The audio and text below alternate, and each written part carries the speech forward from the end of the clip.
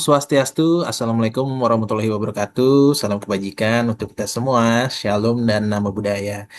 Ketemu lagi di channel YouTube KPA Kota Denpasar bersama Kak Adi di sini yang seperti biasa tiap tahun akan membawakan materi tentang HIV/AIDS dan case fraud. Kepada siapa? Tentunya kepada teman-teman semuanya, adik-adik yang sedang mengikuti MPLS di tahun ajaran baru ini. Dan untuk materi kita kali ini, kita ada materi tentang HIV/AIDS yang akan dibawakan oleh kedua narasumber kita yang cantik-cantik dan masih muda tentunya ya. Biarin Kak Adi aja yang tua di sini ya, seperti biasa. Ya, biar lebih kenal nih. Kak Adi sebenarnya udah kenal sama mereka, tapi mereka akan memperkenalkan diri. Siapa tahu nanti ketemu ya, atau ada yang udah kenal mungkin ya. Jadi nanti bisa bertegur sapa kalau tetap ketemu ya. Oke, silakan siapa yang mau memperkenalkan diri dulu nih? Dari Oke, Chelsea halo mungkin? semuanya. Halo. Oke, semoga semua dalam keadaan yang sehat ya dan siap untuk mendengarkan materi dari kami berdua plus Kak Adi. Oke, ada pepatah berkata tak kenal maka tak tahu. Maka dari itu yuk kita kenalan dulu. Nama aku Chelsea dari SMA Negeri 3 Denpasar. Kali ini aku nggak sendiri aja nih teman-teman. Ada partner aku nih di sebelah yaitu Amara. Silahkan. Halo semuanya, perkenalkan saya Amara dari KS PAN SMA Negeri 3 Denpasar. Oke, thank you Chelsea dan Amara untuk rekan dirinya yang luar biasa sekali. Mungkin mau pantun, mungkin 10 pantun nggak? Nggak ya, terlalu panjang nanti durasinya. Oke, kita akan mulai dulu langsung dengan materinya. Izin Kak Adi untuk share screen ya. Oke, izin bertanya Amara dan Chelsea, apakah sudah terlihat di layar masing-masing? Sudah. Silakan. Sudah, oke ya. Untuk mempersingkat waktu ya, biar nggak terlalu lama durasi videonya. Kan sekarang Gen Z atau Gen Alpha nggak suka yang terlalu panjang ya durasinya ya, biar cepet, biar satset begitu ya. Silakan waktu dan jaringan Kak Adi. Persilakan untuk pemateri yang pertama. Silakan. Wah, terima kasih banyak Kak Adi atas kesempatannya. Izin Kak Adi dan Amara. Teman-teman coba deh lihat dan perhatiin pada layar slide PowerPoint ini kita akan membahas apa sih kira-kira?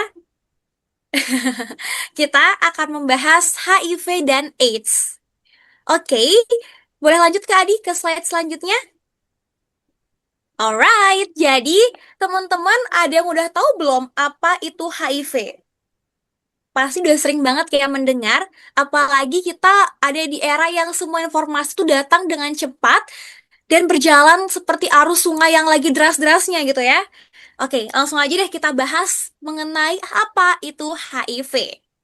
HIV merupakan singkatan dari Human Immunodeficiency dan Virus, di mana kata human berarti hanya menginfeksi manusia. Dan imunodefisiensi berarti mampu untuk menurunkan sistem kekebalan tubuh. Dan yang terakhir adalah virus, adalah agen penginfeksinya. Jadi secara garis besarnya, secara lengkap, HIV adalah virus yang menyerang sistem kekebalan tubuh manusia, khususnya menyerang sel darah putih yang biasa kita sebut dengan CD4. Oke, jadi teman-teman, sel CD4 ini akan berperan sangat penting sebagai pelindung dari tubuh kita. Sehingga jika CD4 ini dirusak oleh virus HIV, maka tubuh akan terasa sangat lemah dan tentunya akan mudah terserang oleh penyakit. Dan juga teman-teman, ketika kita memahami dasar mengenai HIV, ini akan sangat penting untuk meningkatkan kesadaran kita terhadap kesehatan diri dan lingkungan sekitar kita. Alright ya, paham ya sekarang apa itu HIV? Nah, kita kan telah mengetahui nih teman-teman tentang apa itu HIV. Pasti kita selalu mendengar bestinya dari si HIV ini, yaitu adalah AIDS. Silakan Kak Adi. Ya, dilanjut. Oke, jadi kita selalu mendengar HIV pasti akan ada AIDS-nya. Nah, AIDS adalah sekumpulan gejala penyakit yang disebabkan oleh menurunnya sistem kekebalan tubuh oleh akibatnya dari infeksi virus HIV ini atau Human Immunodeficiency Virus. Berdasarkan kepanjangan dari si AIDS ini, kondisi dari AIDS dapat dijabarkan menjadi 4 poin utama. 4 poin utama ya teman-teman, diingat.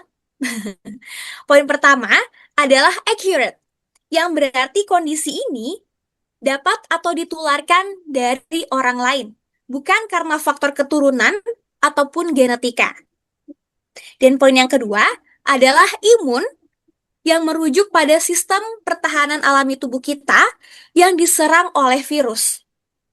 Dan poin yang ketiga adalah defisiensi, yang bermakna penurunan atau kekurangan fungsi, di mana sistem imun tersebut mengalami kerusakan yang sangat parah sehingga kehilangan kemampuannya untuk melawan berbagai penyakit.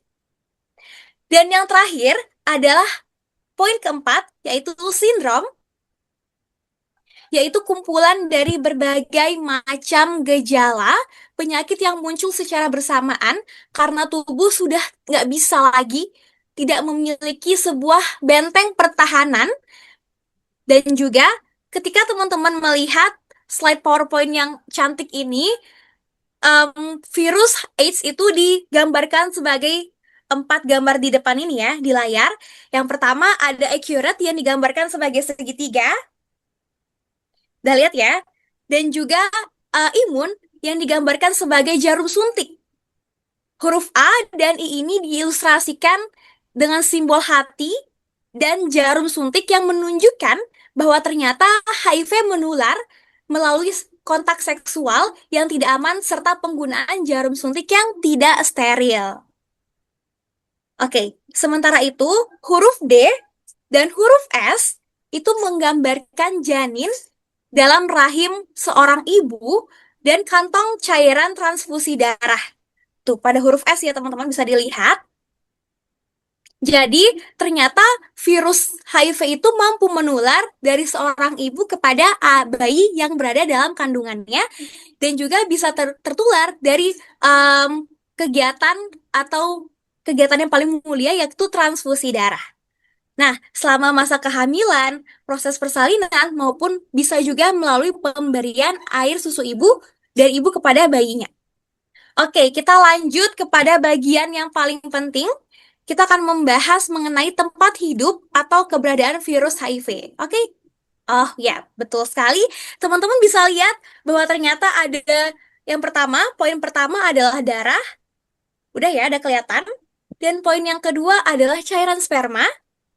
Poin yang ketiga adalah cairan vagina. Dan poin yang keempat adalah air susu ibu. Beberapa dari tempat virus HIV ini sudah Chelsea mention ya pada slide sebelumnya. Dan kali ini Chelsea akan menjelaskan kembali lebih rinci per tiap-tiap sub ini. Jadi, tentunya virus HIV tidak dapat bertahan hidup lama ya teman-teman di luar dari tubuh inang atau tubuh manusianya.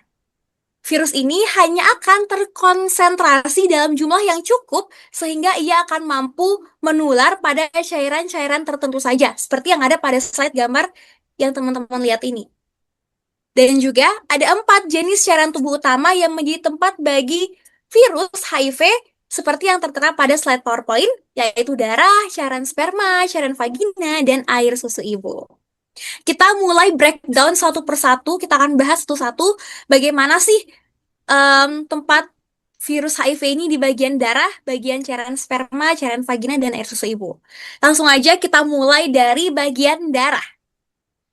Darah merupakan media utama yang memiliki konsentrasi virus HIV yang sangat tinggi pada orang yang terinfeksi. Sehingga penularannya sangat rentan terjadi melalui berbagai kegiatan, seperti penggunaan jarum suntik bersama, seperti yang Chelsea mention tadi nih, penggunaan jarum suntik yang tidak steril, atau transfusi darah yang tercemar oleh virus HIV, gitu. Dan yang poin kedua adalah cairan sperma, dan poin yang ketiga adalah cairan vagina. Teman-teman, kedua cairan ini, cairan sperma dan cairan vagina, merupakan cairan reproduksi yang dimana ini menjadi media penularan utama virus HIV. Media penularan virus paling pertama yaitu melalui hubungan beresiko yang tidak aman atau tanpa penggunaan alat pengaman atau kondom. Yang akan kita bahas nanti di slide-slide akhir lah ya tentang hal itu. Dan last but not least teman-teman, poin selanjutnya yang paling terakhir adalah ASI, air susu ibu. Virus HIV juga dapat ditemukan dalam ASI, sehingga seorang ibu yang positif HIV tentunya akan beresiko untuk menularkan virus tersebut kepada bayinya selama masa-masa untuk mengasihi atau menyusui. Wah, ternyata teman-teman kegiatan yang paling mulia, yakni mengasihi antara ibu dengan anaknya, ternyata bisa untuk menjadi media penyebaran virus HIV. Dan juga penting untuk kita catat atau kita ketahui bersama bahwa keempat cairan ini sangat perlu kita ketahui. Dan juga cairan tubuh lain seperti air liur, setelah itu keringat, ataupun air mata tidak mengandung virus HIV dalam jumlah yang cukup, sehingga hal tersebut tidak akan mampu untuk menularkan infeksi kepada orang lain. Paham ya teman-teman? Udah terbayang nih lebih dalam tentang HIV, AIDS, dan bagaimana cara penularan atau penyebarannya melalui 4 cairan utama tadi, yaitu darah, cairan sperma, cairan vagina, dan air susu ibu. Alright, sekarang kita akan lanjut kepada pembahasan yang cukup familiar, ya betul, cukup familiar di ranah-ranah anak muda. Prinsip utama yang harus kita pahami bersama adalah bahwa penularan HIV terjadi melalui perpindahan cairan tubuh atau darah yang mengandung virus HIV ke dalam tubuh orang yang sehat. Virus ini tentunya tidak dapat menular melalui kontak sosial sehari-hari. Perlu diingat ya teman-teman, virus HIV tidak mungkin tertular melalui kontak sosial sehari-hari. Seperti apa nih? Seperti bersalaman atau berbagi makanan, melainkan melalui aktivitas spesifik yang melibatkan pertukaran cairan intim atau darah. Tentunya, jalur penyebaran yang pertama dan paling umum adalah melalui hubungan beresiko, di mana terjadi pertukaran cairan, sperma maupun cairan vagina, seperti yang tadi udah sempat Chelsea breakdown, yang sudah Chelsea jelaskan sebelumnya. Oke, selanjutnya melalui jalur kedua adalah penggunaan jarum suntik secara bergantian yang sering terjadi pada penyalahgunaan narkoba dan atau penggunaan alat tindik yang tidak steril, sehingga darah yang terinfeksi langsung bisa masuk ke aliran darah orang lain. Selain itu, penularan juga bisa terjadi melalui transfusi darah. Betul ya, udah Chelsea jelaskan tadi, apabila prosedur yang tertera atau prosedur yang tertera itu tidak sesuai dengan kodratnya atau tidak sesuai dengan screening kesehatan yang berlaku. Jalur berikutnya berkaitan erat dengan penularan dari orang tua ke anak, seperti yang tadi Chelsea sudah jelaskan, yaitu mengasihi atau menyusui. Yaitu dari ibu kepada bayi dalam kandungannya selama masa kehamilan, ataupun proses persalinan melalui plasenta dan darah. Dan poin terakhir yang perlu kita ingat, bahwasanya penyebaran ini juga dapat berlanjut setelah kelahiran melalui proses menyusui, karena virus HIV dapat terkandung di dalam air susu ibu tersebut dan masuk ke dalam tubuh bayi yang sehat. Wah, ternyata banyak sekali informasi yang kita dapetin dari satu slide yang hanya berisi berapa gambar ya? 5 gambar aja nih teman-teman. Dan sekarang kita akan lanjut kepada poin yang paling penting yang akan dijelaskan Amara tentang fase-fase dari HIV. Betul ya Amara ya? Betul Kalau banget, begitu, Chelsea. waktu dan tempat Chelsea persilahkan kepada Amara. Silakan. Bisa di slide, Kak Adi? Oke, terima kasih Chelsea dan juga Kak Adi. Untuk sekarang, saya akan menjelaskan mengenai perjalanan infeksi HIV ini menuju ke AIDS. Jadi, enggak kalau misalnya udah terpapar virus HIV, berarti langsung AIDS ya. Enggak gitu, teman-teman, tapi ada tahapan-tahapannya. Untuk yang pertama, yaitu window period, yang berlangsung 1-6 bulan. Di sini, jika teman-teman melakukan tes HIV, tes darah tersebut menunjukkan hasilnya masih negatif, dan antibodi terhadap HIV belum terbentuk. Untuk secara garis besar bagaimana perjalanan dari HIV ke AIDS ini sudah ada gambar di bawah PPT ini ya teman-teman. Jadi, window period ini terjadi 1 sampai 6 bulan. Selanjutnya, HIV positif terjadi 2 sampai 10 tahun. Lalu, baru deh AIDS yaitu berlangsung 1 sampai 2 tahun. Bisa di slide, Kak Adi?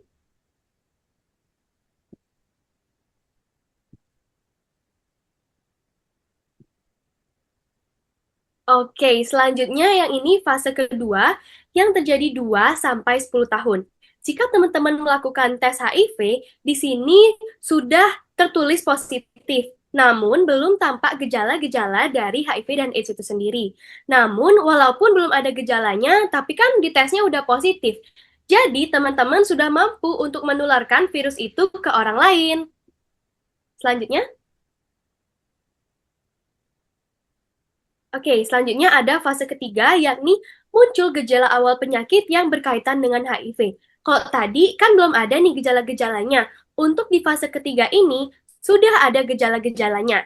Yang pertama, keringat berlebihan pada waktu malam. Walaupun cuacanya dingin, teman-teman tetap mengeluarkan keringat nih pada malam hari. Selanjutnya ada diare terus-menerus. Yang ketiga ada nafsu makan yang berkurang. Nah, dari nafsu makan yang berkurang ini, bisa terjadi pembengkakan kelenjar getah bening akibat tubuh tidak bisa lagi nih untuk melawan virus ataupun infeksi yang ada. Selanjutnya, flu yang tidak kunjung sembuh, dan dari beberapa hal ini dapat menyebabkan berat badan dan sistem kekebalan tubuh yang terus-menerus berkurang seiring berjalannya waktu. Bisa di next slide. Oke, selanjutnya ada fase keempat. Di fase keempat ini, kekebalan tubuh sangat berkurang dilihat dari jumlah sel T-nya, yakni 200 mikro LT. Dan di sini sudah muncul timbul penyakit-penyakit tertentu akibat tubuh ini udah tidak ada sistem imunnya dan sudah tidak bisa melawan mikroorganisme yang masuk ke dalam tubuh yang bisa menyebabkan kita bisa terinfeksi ataupun terkena penyakit-penyakit yang serius nih teman-teman. Contohnya ada kanker kulit, khususnya sarkoma Kaposi. Selanjutnya ada infeksi paru-paru, ada kekacauan mental, infeksi otak, diare parah, dan juga sakit kepala dan sariawan. Oke, itu dia ya fase-fase dari HIV itu sendiri. Mungkin untuk selanjutnya akan saya serahkan kembali ke Chelsea. Oke, teman-teman. Tadi Amaro udah menjelaskan terkait fase-fase HIV. Ada 4. Fase pertama, kedua, ketiga, dan keempat. Sekarang kita akan melihat sebuah grafik pada slide selanjutnya. Ya, silakan Kak Adi. Ya, betul. Terima kasih. Jadi, pada slide ini adalah slide tentang diagram ODIF berdasarkan rentang usia. Pada grafik ini, teman-teman, kita dapat melihat visualisasi tabel ODIF orang dengan HIV berdasarkan kelompok usia-usia tertentu. Kita mulai breakdown satu-satu dari usia yang paling muda, yakni mulai dari bayi di bawah umur 1 tahun, hingga yang paling tua atau paling dewasa itu ditunjukkan melalui umur 60 tahun. Nah, teman-teman, dari data ini menunjukkan pola yang sangat jelas di mana temuan kasus yang terkonsentrasi sangat tinggi itu terdapat pada kelompok usia produktif. Dan juga teman-teman, lonjakan kasus itu mulai terlihat sangat signifikan pada kelompok usia dengan rentang 20 sampai 29 tahun sebagai kelompok dengan jumlah yang paling tinggi yang kemudian diikuti secara ketat oleh teman-teman berdasarkan kelompok usia 30 sampai 39 tahun. Dari grafik ini kita mampu membuat sebuah kesimpulan atau grafik ini juga akan menegaskan bahwa usia muda dan usia kerja atau produktif itu menjadi kelompok yang paling rentan dan paling banyak terdampak oleh virus HIV ini. Sementara angka paling muda pada usia anak-anak di bawah 14 tahun maupun usia lanjut di atas 60 tahun terpantau relatif sangat rendah untuk umur dengan usia tersebut. Jadi kita bisa menarik sebuah kesimpulan bahwasanya untuk slide ini strategi edukasi yang paling tepat, yang paling aman, yaitu berupa tindakan preventif atau pencegahan. Melalui apa? Melalui edukasi yang seperti kita laksanakan hari ini melalui kegiatan MPLS. Kita bisa mengenal lebih jauh apa itu HIV/AIDS dan bagaimana penyebarannya, bagaimana cara mengatasinya, dan apa obat yang sudah ada dalam hal tersebut. Gitu ya, teman-teman udah pada paham? Dan sekarang kita akan lanjut kepada slide selanjutnya yang akan membahas diagram ODIF berdasarkan apa nih ya? Berdasarkan faktor resikonya. Silakan Amara dijelaskan. Oke, untuk selanjutnya, yaitu diagram ODIF berdasarkan faktor resikonya. Teman-teman bisa lihat di sini ada bioseksual, ada heteroseksual, homoseksual, IDU atau inject drug user, ada perinatal, ada tato, lain-lain dan tidak diketahui. Seperti yang teman-teman lihat, di sini yang paling tinggi yaitu di heteroseksual dan homoseksual. Berarti di sini teman-teman sudah banyak ya yang mengetahui tentang maaf. Jadi di sini bisa terlihat ya, heteroseksual itu yang paling tinggi dibandingkan yang lain-lain seperti homoseksual, IDU, perinatal, tato, dan lain-lain ataupun yang tidak diketahui. Seperti itu ya, jadi lebih baik kita berhubungan yang aman-aman saja ya teman-teman, jangan melakukan hubungan yang beresiko. Bisa di next? Oke, teman-teman. Sekarang kita akan lanjut kepada grafik atau diagram yang akan memperlihatkan bagaimana naik turunnya jumlah kasus dari tahun 2001 sampai 2026.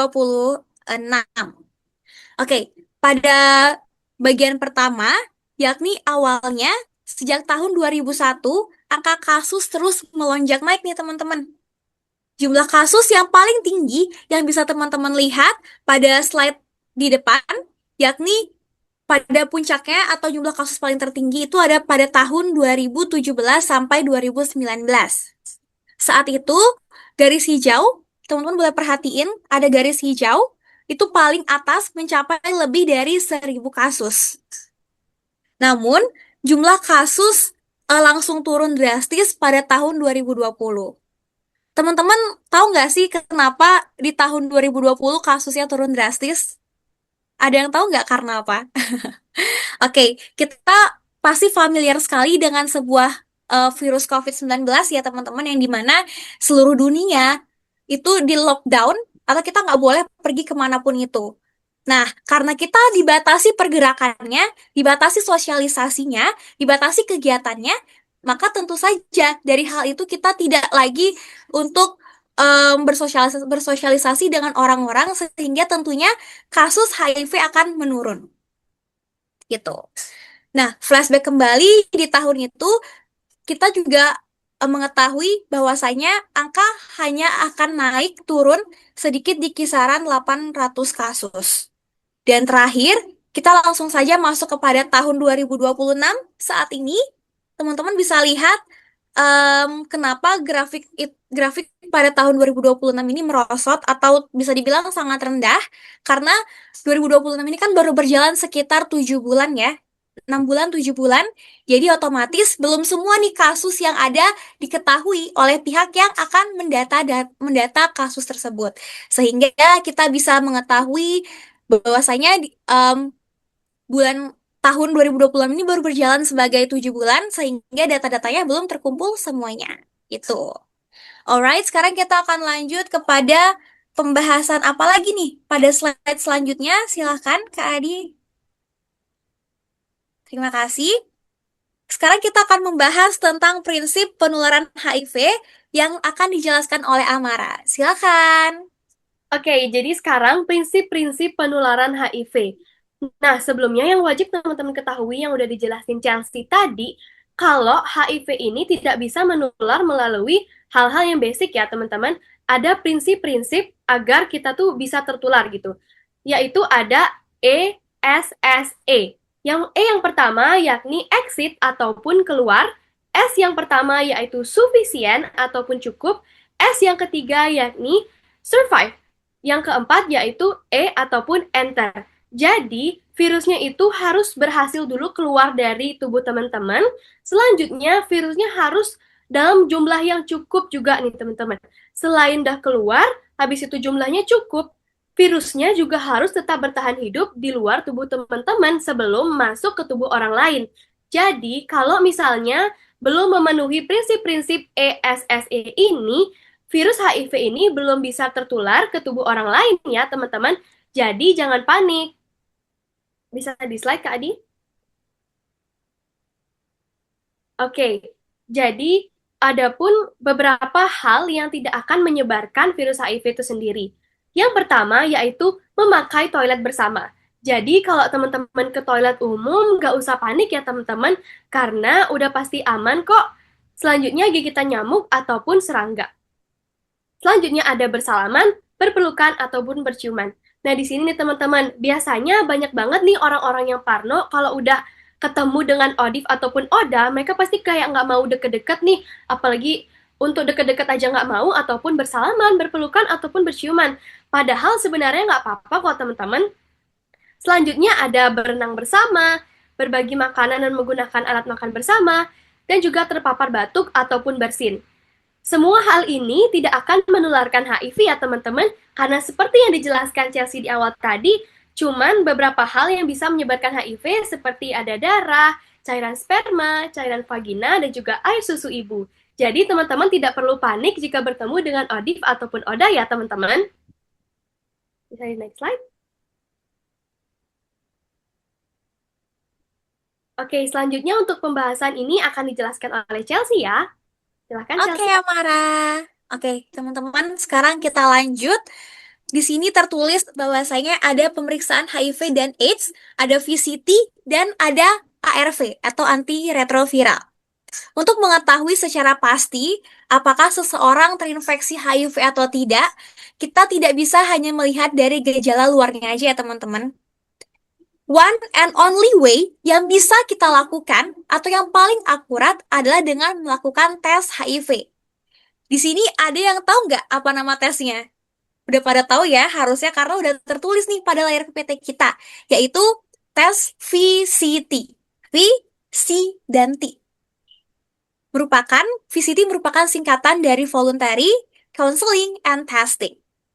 Oke, kita breakdown kembali 3 poin penting yang akan Chelsea jelaskan. Ada V, C, dan T. Poin pertama adalah voluntary atau sukarela. Voluntary itu artinya sukarela. Artinya, tes ini dilakukan atas kemauan diri sendiri, tanpa paksaan, tanpa dorongan dari apapun. Jadi kita menyerahkan diri untuk mau dites.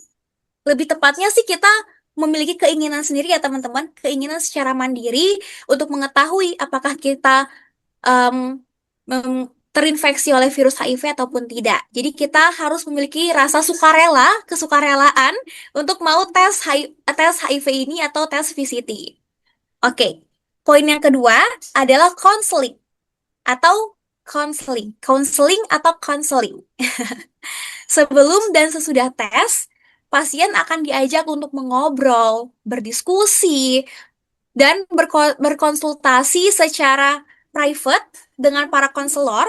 Tujuannya sih untuk memberikan edukasi, dukungan mental, sehingga teman-teman atau orang-orang yang akan melakukan tes VCT ini tidak merasa terbebani atau merasa takut akan tes yang akan dihasilkan nanti gitu. Dan poin yang terakhir adalah testing atau tes. Ini adalah tahap pengambilan sampel darah untuk diperiksa di laboratorium guna memastikan ada atau enggak sih virus HIV itu di dalam tubuh kita. Gitu ya teman-teman. Jadi melalui tes VCT ini kita bisa mengetahui bahwasanya orang-orang itu terinfeksi HIV ataupun tidak. Ada poin penting yaitu V yang artinya voluntary, C adalah counseling, dan T adalah testing. Paham ya sekarang apa itu tes VCT? Dan di sebelahnya lagi teman-teman ada ARV atau antiretroviral. Bapak sudah pada tahu ya, apalagi yang mengikuti ekstra KS-PAN di sekolahnya, udah familiar sekali dengan apa itu ARV. Jadi ARV ini adalah obat yang dimana obat yang harus selalu dikonsumsi oleh para teman-teman kita yang HIV, ODIF, untuk bisa tetap hidup, tetap bahagia gitu ya teman-teman. Dan sekarang kita akan lanjut kepada slide selanjutnya. Silakan Kak Adi di slide yang akan membahas tentang peta fasilitas pelayanan kesehatan. Ternyata teman-teman, di Kota Denpasar ada banyak sekali nih fasilitas pelayanan kesehatan atau Vayankes untuk teman-teman kita yang akan cek tentang HIV atau membeli obat antiretrovira tersebut. Jadi Amara silakan untuk menjelaskan ini kepada teman-teman semuanya. Oke, Chelsea. Jadi di sini ada peta fasilitas pelayanan kesehatan, tes dan pengobatan HIV Kota Denpasar. Untuk teman-teman nih yang penasaran di mana sih kira-kira bisa ngecek tes VCT itu dan juga bisa mendapatkan ARV, disinilah teman-teman bisa melihat petanya, oke? Jadi untuk di Denpasar Utara sendiri ada 3 puskesmas, 1 RS pemerintah, ada 5 RS swasta dan 2 klinik. Selanjutnya ada di Denpasar Timur, yaitu ada 2 puskesmas dan 2 RS swasta atau rumah sakit swasta. Selanjutnya di Denpasar Barat ada 2 puskesmas, ada 2 RS pemerintah, ada 5 RS swasta dan ada 1 lab swasta. Selanjutnya di Denpasar Selatan ada 4 puskesmas, 1 RS pemerintah, 1 RS swasta, dan 1 klinik. Jadi, Vayankes yang memberikan konseling dan tes HIV ini ada 35 layanan yang pernah melaporkan di SIHA. Ada 11 puskesmas, ada 18 rumah sakit, pemerintah dan juga swasta, dan juga ada 6 lainnya seperti klinik, LSM, klinik swasta, lab swasta, dan lain-lain. Selanjutnya, Vayankes yang memberikan pengobatan ARV ada 18 layanan PDP. Ada 6 rumah sakit, ada 11 puskesmas, dan 1 klinik LSM. Untuk di Denpasar sendiri, sudah ada 2 laboratoriumnya ya teman-teman. Ada di RSUD Wangaya dan klinik utama WM Medika YKP. Selanjutnya ada rujukan tes viral load HIV, yakni ada di RSUP Sanglah nih teman-teman. Jadi untuk teman-teman yang ingin melakukan tes VCT ataupun mendapatkan ARV, bisa mengakses nanti di akhir ya teman-teman bisa mengakses peta ini, oke? Oke, selanjutnya bisa di slide ke Adi. Oke, di sini ada cara pencegahan HIV-nya nih teman-teman, agar teman-teman bisa menghindari resiko-resiko yang ada. Mungkin ini akan dijelaskan oleh Chelsea, silahkan. Oke teman-teman, tadi kan Chelsea di awal udah sempat mention ada yang namanya ABC atau C-nya adalah kondom. Karena tadi Chelsea sempat mention hal tersebut. Sekarang kita akan bahas lebih lengkap, lebih jauh lagi mengenai apa sih itu ABCDA. Ya, jadi teman-teman, pada layar PPT ini kita bisa melihat bahwasanya bagian A atau abstinence, bagian B yang berarti be faithful, bagian C adalah kondom, dan bagian D adalah don't inject, dan bagian E adalah education. Sekarang kita akan bahas satu-satu apa itu abstinent, apa itu be faithful, apa itu ini, apa itu, dan apa itu. Semoga teman-teman gak bosan ya dengerin kami yapping berdua dan Kak Adi juga. Sekarang kita akan bahas langsung saja apa itu abstinence. Jadi, abstinence ini kan kita lihat pada gambar diwakili oleh jari apa ya? Jari kelingking. Jari kelingking. Yang artinya, abstinence adalah puasa bagi remaja yang belum menikah dan jauhkan diri dari zina. Nah, kalau pada pengertian yang ada di PPT sih dikatakan tidak melakukan seks bebas atau seks beresiko ya teman-teman. Sekarang kita lanjut ke poin yang kedua, adalah be faithful. Diwakili oleh jari manis dengan cincin yang artinya kita harus setia kepada satu pasangan. Buat teman-teman yang punya banyak pacar atau ada yang bersuami 3, 4, 5, sampai 10 harus hati-hati ya teman-teman. Karena pada kodratnya, pada bagian be faithful ini kita harus apa? Harus setia dengan satu pasangan yang sudah kita harus setia pada satu pasangan, baik itu kita mau pacaran ataupun sudah menikah ya teman-teman. Gitu. Dan poin yang ketiga adalah C yang berarti kondom, diwakili oleh jari tengah. bagi mereka yang berada dalam keadaan khusus dan masih mendorong untuk melakukan kegiatan zina. Nah, kalau bagian si ini, kita harus menggunakan kondom saat akan melakukan seks beresiko. Dan yang terakhir adalah don't inject. Apa ya don't inject itu ya teman-teman? Nah, don't inject ini diwakili oleh jari telunjuk dengan suntikan. Yang artinya kita harus menjauhi narkoba dan tidak pernah berbagi jarum suntik yang tidak steril. Maka dari itu teman-teman, kalau teman-teman pergi ke fasilitas pelayanan kesehatan, pasti kita ketika akan cek kesehatan gratis atau cek kesehatan berbayar, kita akan dicek darahnya nih melalui jarum suntik. Dan tentunya jarum suntik yang digunakan oleh fasilitas pelayanan kesehatan di Indonesia itu steril gitu. Jadi tidak akan menjadi media penyebaran virus HIV. Alright, kita akan masuk kepada poin yang terakhir adalah education. Education.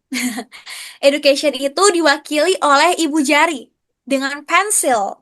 Ibu jari dengan pensil yang artinya kita harus terus aktif untuk mencari informasi, menggali informasi, dan memberikan atau berbagi informasi kepada siapapun itu tentang HIV/AIDS. Supaya nih teman-teman, masa informasi yang high class ini tentang HIV/AIDS ini cuma kita doang sih yang tahu.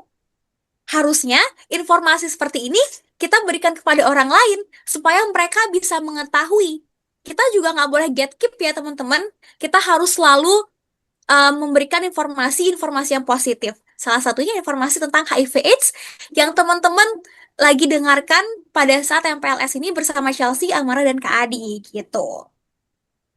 Sekali lagi teman-teman, bahwa education is the key.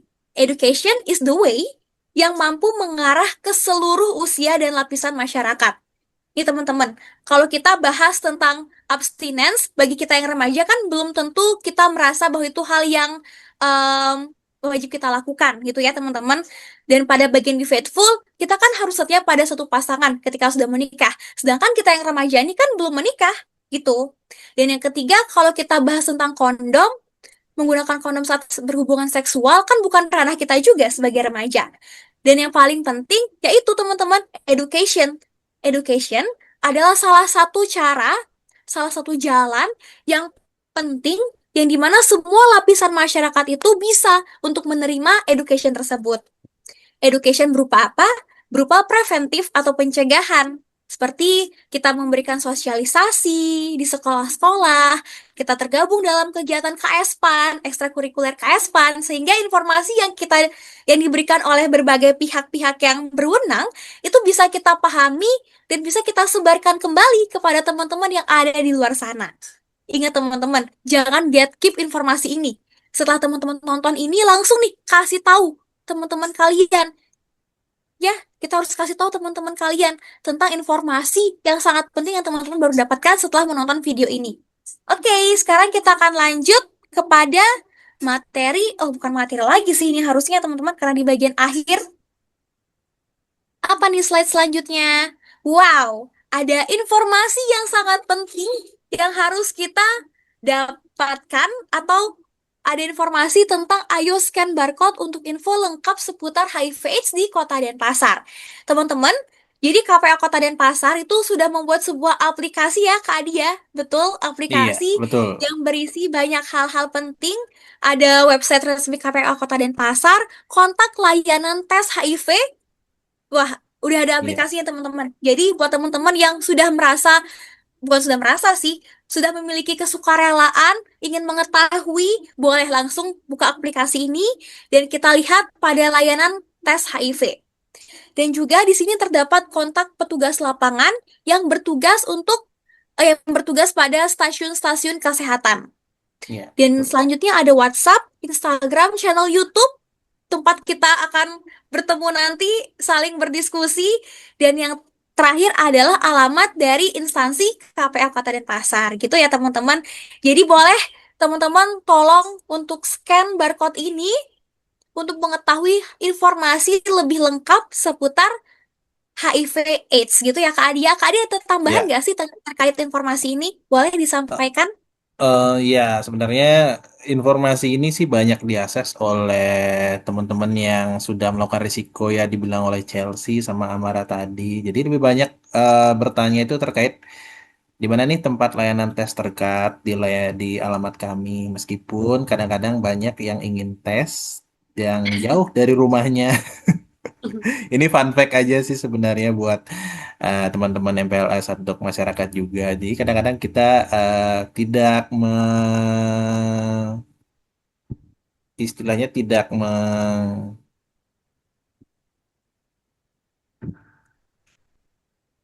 melarang untuk orang dimanapun untuk tes HIV ya. Jadi mohon maaf tadi ada gangguan sedikit. Jadi dimanapun untuk tes itu bisa dan semua layanan itu sudah ramah terhadap semua komunitas ya, kita anggap bukan hanya masyarakat umum, mau yang berisiko juga, mau apapun orientasi seksualnya itu sebenarnya sudah aman karena layanan tes kesehatan tidak memandang baik itu pun gender, ekspresi gender maupun orientasi seksual gitu sih sebenarnya. Jadi udah aman.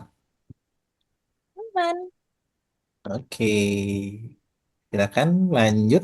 Apa ini sudah selesai kah slide-nya? Sepertinya ini adalah slide sebelum slide terakhir ya, Kak Adi, slide Ya penutup betul. kami. Mm-mm. Boleh deh kita lanjut Oke, lagi ke informasi slide penutup yang pasti nggak ada informasi sih harusnya. Oke, oke. Oke. ada sebuah jargon ya, Amara. Iya, betul banget Chelsea. Oke, jadi di sini itu aja sih sebenarnya materi-materi mengenai HIV dan AIDS yang ingin kita sampaikan kepada teman-teman nih. Untuk di akhir kita ada jargon nih. Stop AIDS, stop discrimination, and start empathy. Jadi kita tidak boleh melakukan diskriminasi kepada orang, kepada ODIF ataupun ODA ya teman-teman, karena tidak semua kegiatan yang kita lakukan bersama ODA dan ODIF menularkan penyakit HIV dan AIDS. Oke, Iya. itu dia materi dari kami. Mungkin kita akan Oke. kembali ke Kak Adi ya. Oke Terima ya, kasih. thank you Terima Amara, thank you kasih. Chelsea untuk materinya yang sangat luar biasa sekali hari ini. Dari awal sampai akhir juga sudah jelaskan dengan clear dan detail sekali terkait dengan HIV AIDS, penularan, kemudian tempat hidup HIV AIDS, layanan juga, kasus juga sampai ke pencegahan. Termasuk juga di slide terakhir ini kan jargon juga, ajakan juga, persuasifnya juga sudah dijelaskan. Nah, mungkin Kak Adi minta pendapat dari masing-masing kalian deh untuk sebelum Kak Adi closing dari Chelsea maupun Amara sebagai perwakilan Gen Alpha ya, Gen Z ya, Kak Adi Dan juga si Gen lupa. Z. Oke. Eh, Mungkin statement singkat, mungkin kiat ataupun pesan-pesan kepada teman-teman yang sedang menonton video ini. Bagaimana caranya sih kita sebagai generasi muda apa namanya memberikan andil untuk istilahnya stop stigma ataupun mencegah HIV baik untuk diri sendiri maupun di lingkungan keluarga atau masyarakat. Mungkin peran kecil seperti apa sih yang bisa dilaksanakan oleh teman-teman kalian yang sedang nonton video ini? Mungkin dari Chelsea dulu bisa. Boleh? Oke. Jadi teman-teman yang perlu kita ketahui bahwasanya kita tidak boleh untuk melakukan tindakan diskriminasi kepada Hmm. ODIF ataupun ODA. Karena yang paling penting adalah ketika kita ada, kita harus bisa untuk mengayomi mereka, memeluk mereka, bukan malah menjauhi mereka. Itu tadi Kak Adi sempat nanya gimana sih kiat-kiatnya ya Kak Adi ya? Iya, Betul. betul. Oke. Jadi teman-teman pada saat MPLS ini teman-teman kan akan berada di tingkatan selanjutnya. Teman-teman akan masuk SMP ataupun SMA. Bolehlah teman-teman untuk masuk ke dalam ekstrakurikuler KSPAN, kelompok siswa peduli AIDS dan narkoba, yang dimana teman-teman bisa banget untuk masuk ke ekstra tersebut dan kita akan belajar banyak hal lebih lengkap lagi seputar HIV AIDS. Nah, ketika kita udah join, udah tergabung dalam kegiatan tersebut, dalam ekstrakurikuler tersebut, maka dari itu kita bisa mendapatkan banyak sekali informasi tentang em, kiat-kiat seputar HIV/AIDS ataupun kesehatan reproduksi dan lain sebagainya gitu. Dan tentunya teman-teman kita harus memiliki sebuah insting ataupun empati karena kan kita sebagai pihak pihak yang sehat atau kami sebagai manusia, kita sebagai manusia itu hidup tidak jauh, tidak bukan adalah bersosialisasi. Kita selalu bersosialisasi dengan teman-teman kita dimanapun mereka berada, dan pastinya hal yang bisa kita lakukan adalah dengan adanya empati, empatik gitu. Empati ini ketika kita bertemu dengan Oda, kita tidak boleh menjauhi mereka. Kita harus merangkul mereka, jangan biarkan mereka merasa bahwa oh my God, aku aku Oda, bisa nggak sih aku punya teman gitu? Ada nggak sih yang mau berteman dengan aku? No, kita nggak boleh membuat mereka memiliki feeling seperti itu. Mereka harus memiliki feeling yang kuat gitu. Mereka harus kuat, mereka harus sehat, mereka harus bahagia. Gitu ya teman-teman. Jadi kita harus saling support. Kita yang sehat itu bukan berarti kita ada di atas mereka, no. Kita yang sehat harus saling merangkul dan memberikan support. Dan juga nih teman-teman, untuk teman-teman yang sudah melakukan tindakan beresiko dan ingin tahu dan sudah merasa bahwa itu adalah hal yang tidak itu adalah hal zina, teman-teman boleh banget untuk pergi ke fasilitas pelayanan kesehatan yang ada tadi dalam scan barcode tersebut. Teman-teman bisa untuk melihat ataupun menghubungi pihak-pihak yang berkaitan oleh hal tersebut untuk teman-teman melakukan tes HIV atau VCT. Ingat ya teman-teman, dalam tes VCT itu V artinya voluntary atau kesukarelaan dari diri teman-teman untuk mau tes. Paham ya teman-teman? Jangan takut-takut lagi untuk tes, karena semua layanan kesehatan mampu atau udah pasti akan menerima teman-teman tanpa melihat genre kesehatan teman-teman nih, atau genre seksualnya. Mau teman-teman biseksual, homoseksual, ataupun bertato, beranting, that's really okay. Teman-teman wajib atau teman-teman jangan merasa bahwa teman-teman salah atau apapun itu, teman-teman boleh langsung untuk pergi tes VCT di pelayanan kesehatan yang udah ada di Kota Denpasar. Gitu ya teman-teman, paham ya? Udah nih Ya. Kak Adi dari Chelsea. Oke, dari Amara mungkin selanjutnya. Oke, sepertinya sudah hampir semuanya ya disebutkan oleh Chelsea. Mungkin dari Amara singkat saja. Untuk dari Amara sendiri, untuk adik-adik MPLS ataupun teman-teman MPLS yang lagi nonton video ini, sebaiknya di sini kita saling merangkul sesama ya. Karena pernah ada yang bilang jauhi penyakitnya bukan orangnya. Jadi di sini kita harus berteman dengan siapa saja karena penyebaran HIV hanya melalui darah, air susu ibu, cairan vagina ataupun cairan sperma. Jadi tidak berbahaya ya teman-teman untuk berteman dengan semuanya. Itu sih dari Amara Kak Adi. Oke, thank you Chelsea dan Amara untuk materi serta jawaban singkatnya. Ya, kita kalau umpamanya nerima pertanyaan mungkin akan lebih banyak, mungkin seharian mungkin nanti tanya jawabnya. Jadi kasihan kalian.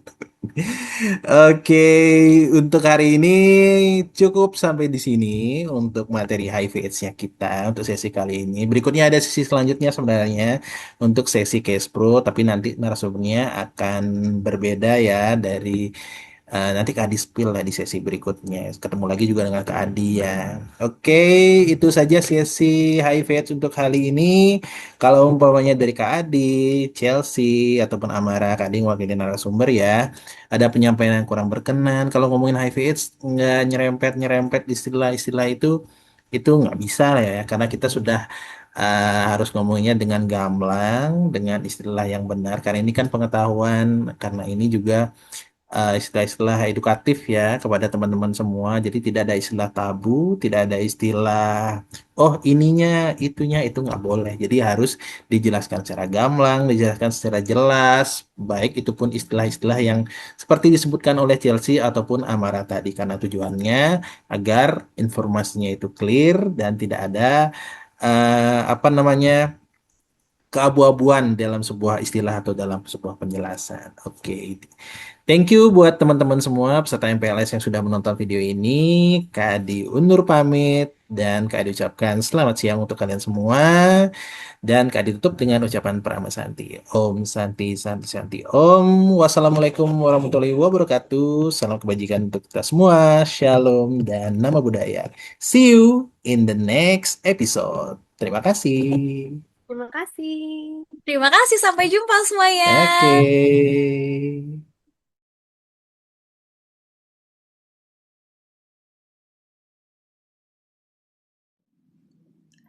Halo, nama saya Ika. Usia saya saat ini 32 tahun. Kegiatan saya sebagai pendamping sebaya di salah satu LSM yaitu Spirit Paramacita dan juga bergabung di salah satu komunitas yaitu Equal ID.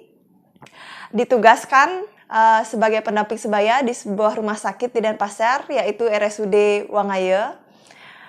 Di sini saya mau menceritakan bahwa saya adalah seorang ODIF, yaitu orang dengan HIV. Saya terdiagnosa positif HIV itu di tahun 2007. Mulai pengobatan di 2007. Saat itu saya hamil 8 bulan, terdiagnosa positif HIV, diketahui dari almarhum suami. Saat ini saya memiliki seorang putri, dan putri saya dengan HIV negatif.